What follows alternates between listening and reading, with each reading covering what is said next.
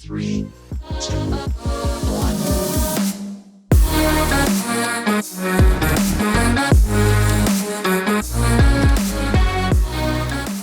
What's going on, folks, and welcome into this week's edition of Trees 3 here on Sports Tree. As always, I'm your host, Connor Roundtree, and before we jump into this show, I just have to issue a quick apology. Third and long, didn't make it to air yesterday before Thursday Night Football. We apologize for that. We had some technical difficulties building graphics on the back end. Some of our team members are on the other side of the world right now, so I'm in the middle of a move. Some things are happening, but we're going to take that football segment from third and long, and we're going to plug it directly into this show. So I'm going to have an outfit change right in the middle of the show when we start talking about NFL Sunday, and then we'll come back and we'll finish off the show with some trivia. So we'll still get you all your best NFL bets, and then obviously if you want the best bets, the written out version, the overs, the unders, prop picks, plays of the week, head over to sportstree.ca and we'll load up all of our NFL picks on Saturday for you to make sure that you have them on Sunday. The UFC, we will jump into the UFC, but that gets started at 10 a.m. on Saturday, so those picks will be loaded up today on Friday when we're done this show. But jumping into the top three sporting events that you have to tune into this weekend is a little MLB action. The MLB playoffs continue, and our coverage here on Sports Tree continues of those, brought to you by Neal Brothers. Extraordinary taste, simple ingredients, the chips and dip worthy of a championship. Now, both conference series go down. We have games on Friday, so we're going to break down each one of those games, and we'll start in the AL with the ALCS between Houston and Texas. Now tied 2 games apiece, and I like the Houston Astros on the money line on Friday night. I think this is going to be a low-scoring game, but I do think that Houston kind of has the advantage right now. But if I had to make a best bet, I'm going to take the under in the first 3 innings, the first 5 innings, and then a nerfy, no runs to be scored in the first inning.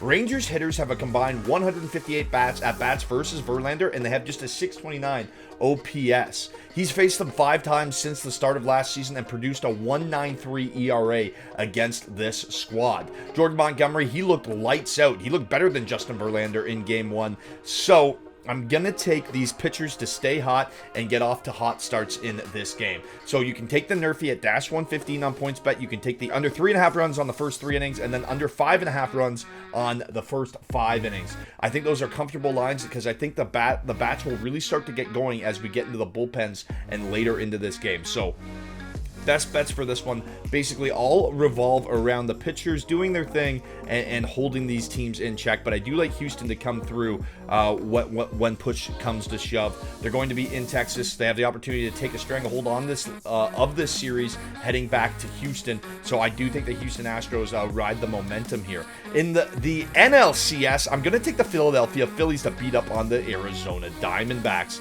This game sets up horribly for the D-backs from the pitching department. They'll start Joe Mantiply and then turn to Ryan Nelson, and those two got absolutely dinged for over 6 earned runs in Game 2. Furthermore, the Phillies, they just have the better bats, and the only time that they lost this postseason, they answered with a 10-2 shellacking of the Braves. I think that this Phillies team is going to come out and make a statement and say, hey, that was a bit of a fluke last night. Our bats were cold. It's time to get things going again. I wouldn't be surprised if the Phillies absolutely blasted the Arizona Diamondbacks, but you can take them on the money line at -130. If you're feeling a little more frisky, like I could be, take them on the run line for some plus money value. All right, folks, jumping into the UFC now. UFC 294 goes down from 10 a.m. from Abu Dhabi on Saturday. We're going to run through the entire card right now, but if you want your best bets for the card, head over to sportstreet.ca, sign up, and you'll have the best bet for every single fight. Sarah Magomedov versus Bruno Silva is what kicks off the preliminary card. Sarah Magomedov is a scary-looking guy. I think he's got a lazy eye, and I'm not going to bet on this fight because I haven't seen enough of him on tape to know enough about him. Bruno Silva,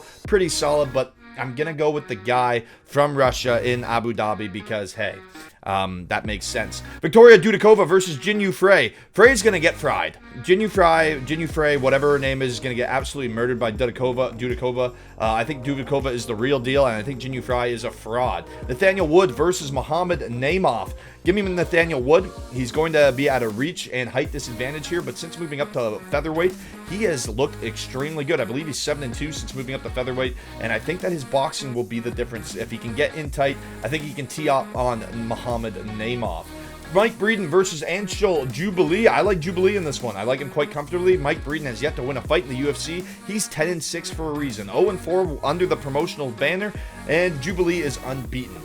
Give me Jubilee all day, every day. Abu Azaitar versus Cedric Damas. I do not like the Azaitar brothers. I don't think they're very good. I think they're overrated, and I think Cedric Damas can grapple his way to victory. Javid Bashrat versus Victor Henry. Folks, this is a trap. Do not take Javid Bashrat on any parlays. I think Victor Henry's going to be able to hang with him. I think Victor Henry may be able to outpressure him. And I think Victor Henry might be able to pull off the upset in this fight.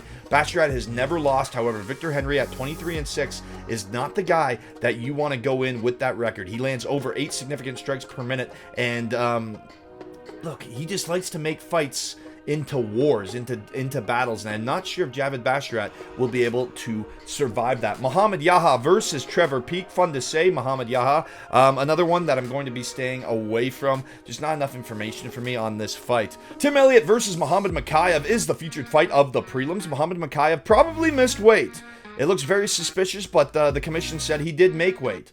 I don't know about that. That already goes to show you that the judges and the commission will be favoring the Arab fighters. However, Tim Elliott is a dog, and Muhammad Makayev's almost gotten trapped, almost gotten finished in a couple of his last fights. Yes, he's 10-0, but Tim Elliott at 20-12-1 could cause some problems here. I'm not going to be betting this fight, but don't be surprised if Tim Elliott pulls off the upset.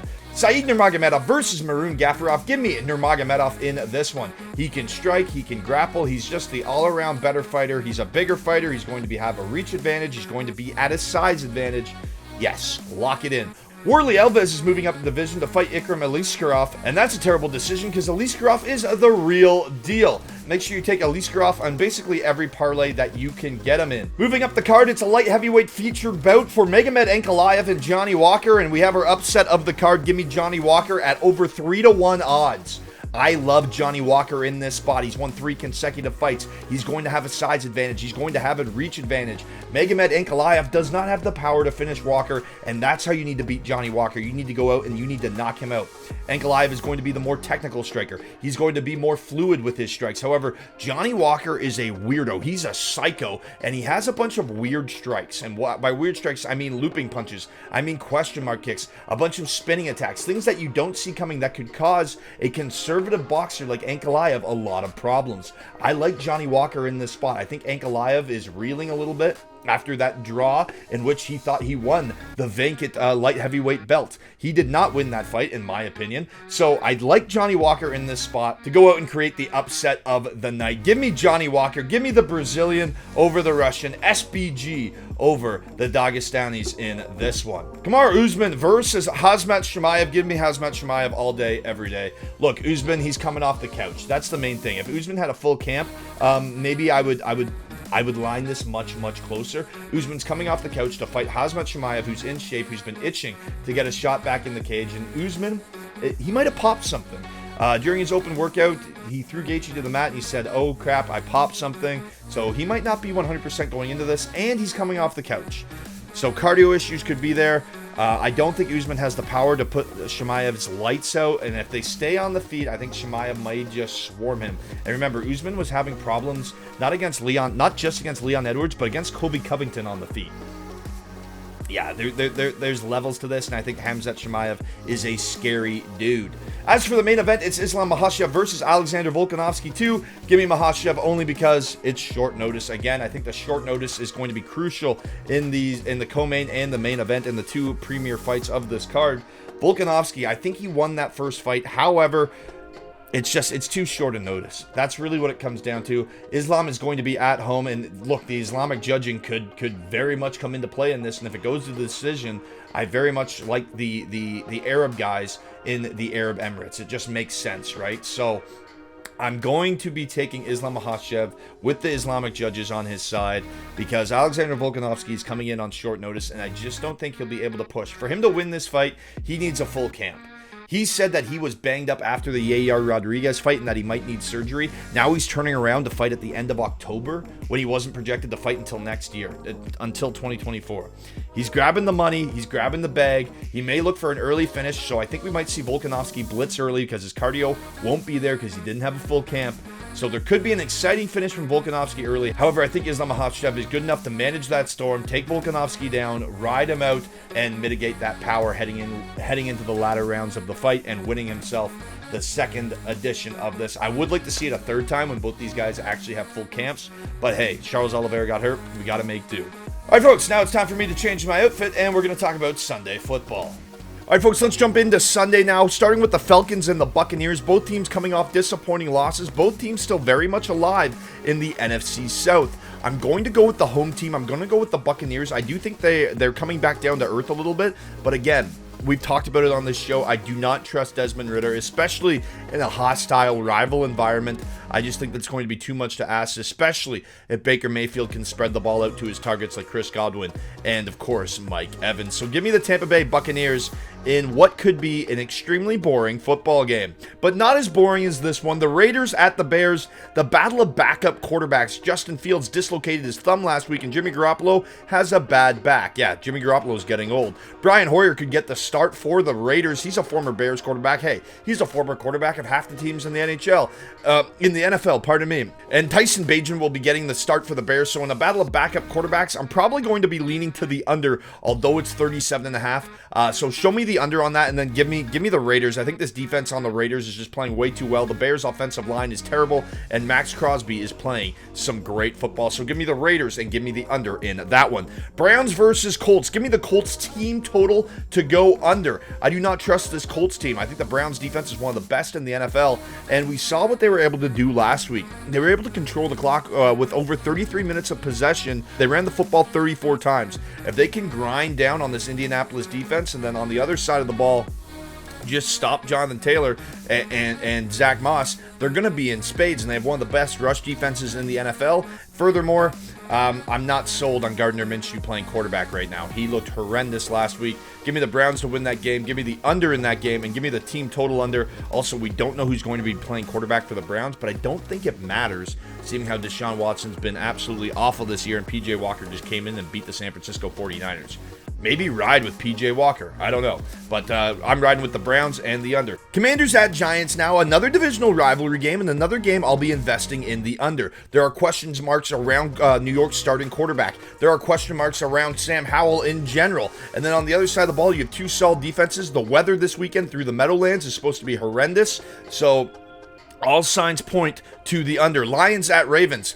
This has all the makings to be a ton of fun, and I will be taking the over. The Ravens have been susceptible to through the air this year on defense, and that is the Lions' bread and butter, being able to spread the ball out to the receivers and their playmakers for explosive gains. On the other side of the ball, I like the Ravens to be able to establish their run, control the game, and then take some deep shots over the top to their guys like Zay Flowers. Buffalo Bills visit the New England Patriots, and give me the Buffalo Bills. The New England Patriots might have the worst offense in all of football.